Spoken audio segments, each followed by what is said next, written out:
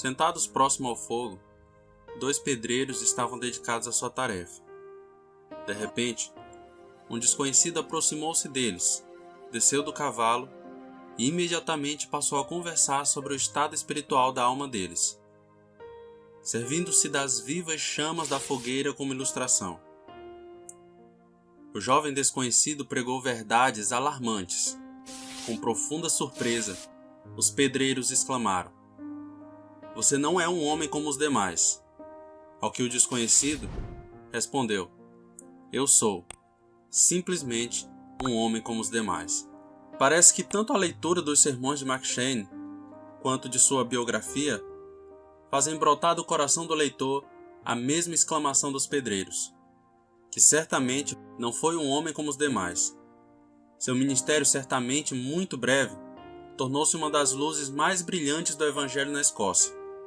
Pureza doutrinária e fervor evangélico impregnaram por completo a pregação desse grande servo de Deus. Encontramos aquela característica tão sublime e muito rara, infelizmente.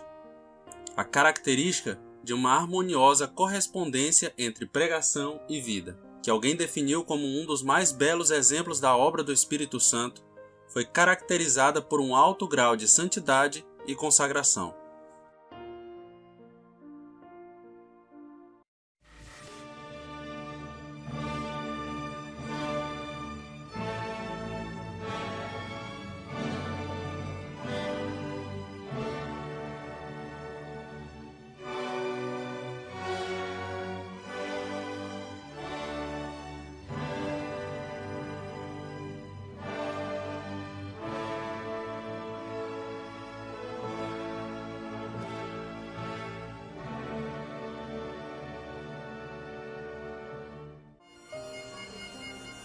Robert Murray McCheyne nasceu em Edimburgo em 29 de maio de 1813, numa época em que os primeiros resplendores de um grande ressurgimento espiritual tinham lugar na Escócia.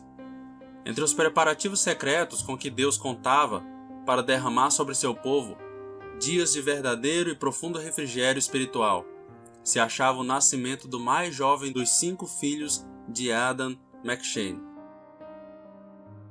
Já desde a infância, Robert deu amostras de possuir uma natureza doce e afável. Com a idade de 4 anos, enquanto se recuperava de uma enfermidade, Robert fez do estudo do hebraico e do grego seu passatempo favorito. Com 8 anos, ingressou na escola superior para passar, anos mais tarde, para a Universidade de Edinburgh. Em ambos centros de ensino, distinguiu-se como estudante privilegiado, de forma especial nos exercícios poéticos. Ele é descrito como tendo boa estatura, cheio de agilidade e vigor, ambicioso, ao mesmo tempo em que era nobre em sua disposição, evitando qualquer forma de engano em sua conduta. Alguns consideravam que ele possuía de forma inata todas as virtudes do caráter cristão, mas segundo seu próprio testemunho, aquela pura moralidade exterior por ele exibida nascia de um coração farisaico. E exatamente como muitos de seus companheiros, ele se empenhava para encher sua vida de prazeres mundanos. A morte de seu irmão Dave causou uma profunda impressão em sua alma. Seu diário contém numerosas alusões a esse fato. Anos mais tarde, escrevendo a um amigo, Robert disse: "Ora por mim, para que eu possa ser mais santo e mais sábio, menos como eu mesmo sou e mais como o meu Senhor é. Hoje fazem 7 anos que perdi meu querido irmão, mas comecei a encontrar o irmão que não pode morrer." A partir desse fato, sua terna consciência despertou para a realidade do pecado e das profundezas de sua corrupção. Que infame massa de corrupção eu tenho sido! Vivi uma grande parte de minha vida completamente separado de Deus para o mundo. Entreguei-me completamente ao gozo dos sentidos e às coisas que perecem ao meu redor. Ainda que ele nunca tenha sabido a data exata de seu novo nascimento, jamais abrigou qualquer temor de que isso não houvesse ocorrido. A segurança da salvação de Robert foi algo característico de seu ministério, de modo que sua grande preocupação foi, em todo o tempo, obter uma maior santidade de vida. No inverno de 1831, iniciou seus estudos, junto com outros companheiros, dentre eles Andrew Bonar, que mais tarde escreveu a sua biografia. Robert se reunia para orar e estudar a Bíblia, especialmente nas línguas originais. Quando os líderes da escola foram informados do modo simples e literal como Robert esquadrinhava as Sagradas Escrituras, não puderam senão dizer que gostavam dessa literalidade de Robert McCheyne. Verdadeiramente, todos os sermões deste grande servo de Deus são caracterizados por uma profunda fidelidade ao texto bíblico. Já nesse período de sua vida, McCheyne dava a mostra de um grande amor pelas almas perdidas e, junto com seus estudos, dedicava várias horas por semana à pregação do Evangelho, tarefa que realizava quase sempre nos bairros pobres e mais baixos de Edimburgo. Do mesmo modo que outros grandes servos de Deus, McCheyne tinha uma clara consciência da radical seriedade do pecado. A compreensão clara da condição pecadora do homem era para ele requisito imprescindível para fazer com que o coração sentisse a necessidade de Cristo como único Salvador. E também era uma experiência necessária para uma vida de santidade. Seu diário dá testemunho de quão severo era no juízo que fazia de si mesmo. Senhor, se nenhuma outra coisa pode livrar-me dos meus pecados, a não ser a dor e as provas, envia-mas, Senhor, para que eu possa ser livrado dos meus membros carregados de carnalidade. Mesmo nas mais gloriosas experiências do crente, Robert podia descobrir traços de pecado. Por isso, disse em certa ocasião, até mesmo nossas lágrimas de arrependimento estão manchadas de pecado. Andrew Bonar escreveu sobre seu amigo nos seguintes termos: durante os primeiros anos do seu curso no colégio, o estudo não chegou a absorver toda a sua atenção. Sem dúvida, tão logo começou a mudança em sua alma, e isso também se refletiu em seus estudos. Um sentimento muito profundo de sua responsabilidade o levou a dedicar todos os seus talentos ao serviço do Mestre, que quem os havia recebido. Poucos houve que, com tão completa dedicação, tenham se consagrado à obra do Senhor como fruto de um claro conhecimento de sua responsabilidade. Suas próprias palavras apresentam melhor sua estima pelo estudo e, ao mesmo tempo, revelam o espírito de oração que, segundo Robert, devia sempre acompanhá-lo. Esforça-te em teus estudos, escreveu um jovem estudante de 1840. Dá-te conta de que estás formando, em grande parte, o caráter de teu futuro ministério. Se adquirires agora hábitos de estudos marcados pelo descuido e inatividade, nunca tirarás proveito do mesmo. Faz cada coisa a seu tempo. Sê diligente em todas as coisas. Aquilo que lhe vale a pena fazê-lo, faze-o com todas as forças. E sobre todas as coisas, apresenta-te diante do Senhor com muita frequência. Não tentes nunca ver um rosto humano enquanto não tiveres visto primeiro o rosto daquele que é nossa luz e nosso tudo. Ora por teus semelhantes, ora por teus professores e companheiros de estudos. A outro jovem escreveu: cuidado com a atmosfera dos seus autores clássicos, pois ela é na verdade perniciosa e tu necessitas muitíssimos para contestá-la o vento sul que respira das Escrituras.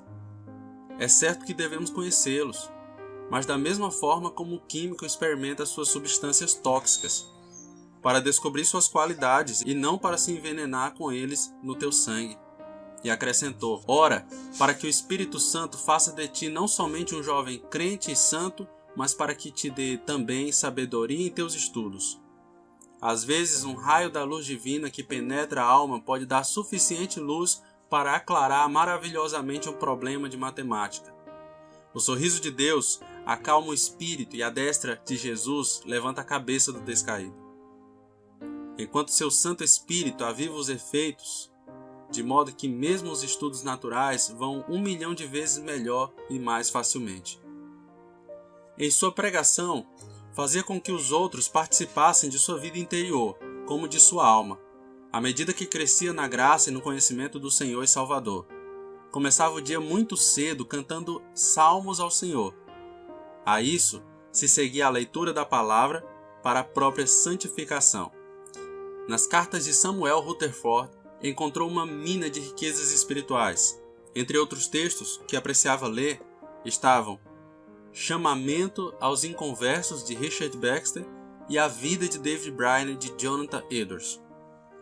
Em novembro de 1836, foi ordenado pastor na igreja de São Pedro, em Dundee. Permaneceu como pastor dessa congregação até o dia de sua morte. A cidade de Dundee, como ele mesmo deixou escrito, era uma cidade dada à idolatria e de coração duro, mas não havia nada em suas mensagens que buscassem o agrado do homem natural, pois não estava em seu coração buscar o beneplácito dos inconversos. Se o evangelho agradasse ao homem carnal, então deixaria de ser evangelho. Estava profundamente persuadido de que a primeira obra do Espírito Santo na salvação do pecador era a de produzir convicção de pecado e de trazer o homem a um estado de desespero diante de Deus. A menos que o homem seja posto no nível de sua miséria e culpa, toda a nossa pregação será vã.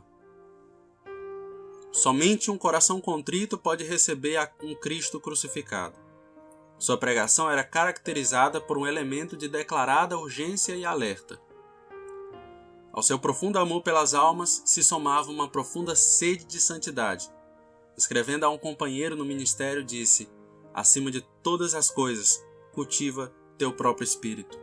Tua própria alma deveria ser o principal motivo de todos os teus cuidados e desvelos, mais que os grandes talentos. Deus abençoa aqueles que refletem a semelhança de Jesus em sua vida. O ministério santo é uma arma terrível nas mãos de Deus. Na primavera de 1846, quando McCheyne regressara de uma série de reuniões especiais, caiu repentinamente enfermo. Lá ele havia visitado vários enfermos de febre infecciosa, e a constituição enfermica e débil de McCheyne sucumbiu ao contágio da mesma. No dia 25 de março de 1846, Robert McCheyne partiu para estar com o Senhor.